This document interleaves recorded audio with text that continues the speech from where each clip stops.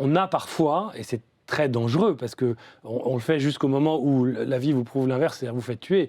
Mais parfois, on a l'impression qu'on est impassible. réchappé. Ouais. Je me souviens d'une fois, un morceau de shrapnel, un obus, un missile qui a explosé en Libye.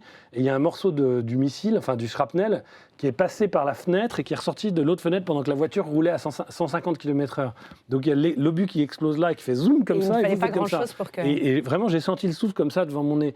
On se sent un peu invincible, on se dit on a la baraka. Mais en fait, c'est très très dangereux. Et puis ça a tendance à s'affaisser quand des gens qu'on aime vraiment et qu'on estime se font tuer. Et notamment en Libye, à Misrata, on était un groupe de journalistes, et ça m'a quand même pas mal frappé en avril 2011. Et il y avait notamment Chris Ondros, qui était un très grand photographe avec qui j'avais beaucoup été en Afghanistan, enfin, qui était un World Press, et Tim Etherington, et les deux se sont fait tuer. L'un des deux, j'ai passé 2 heures à lui tenir la main pendant qu'il agonisait avant de lui fermer les paupières. Hein. Donc on comprend qu'en fait, on est bien peu de choses et qu'il faut se calmer, quoi.